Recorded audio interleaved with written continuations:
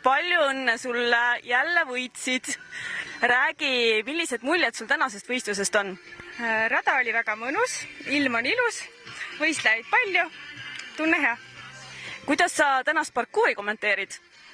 Väga mõnus oli, et vahelduseks puhtuskiirussõidule oli kahefaasiline sõit siis mõnus, et sain harjutada alguses aeglasemalt sõita ja siis sõitmist ja siis kiiremini.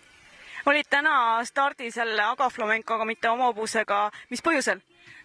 Ma pidin tegelikult eelmine etapp ka temaga sõitma, aga ta hakkas üks päev enne lonkama ja siis õnneks on enda hobune ka varrast võtta.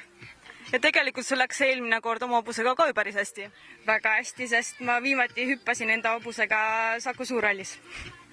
Väga vahva. Milliste mõtetega lähed järgmisele etapile? Ka võitma. Väga tubli. Soovin sulle järgmisi võite. Aitäh!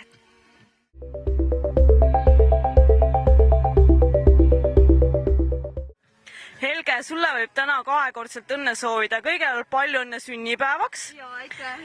Ja siis palju õnne sulle võidu puhul. Aitäh teile. Tegite endale väga ilusa sünnipäevakingi. Ja seda ma olen terve hommik hobuse käest palunud, et ta teeks 110 veel kord puhtalt. See tuli teil täna tõesti hästi välja, et 2 võitu järjest, et kindlasti on hea tunne minna järgmisele etapile. Teate, ütleme, et tänu sellele teise etapi võidule oli täna väga raske tulla, võistlust tulla. Et pinge oli ikka väga suur. Et kuidas tänane rada sulle tundus? Algselt, kui ma seda läbi käisin, tundus raske.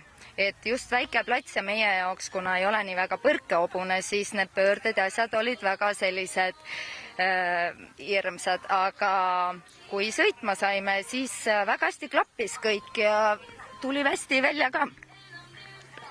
Selge. Jamili tahab vist väga puhkama minna, et laseme teid puhkama ja soovime veel kord palju õnne ja kindlasti Viljandis näeme. Ja kindlasti püüan tulla. Edu! Aitäh teile!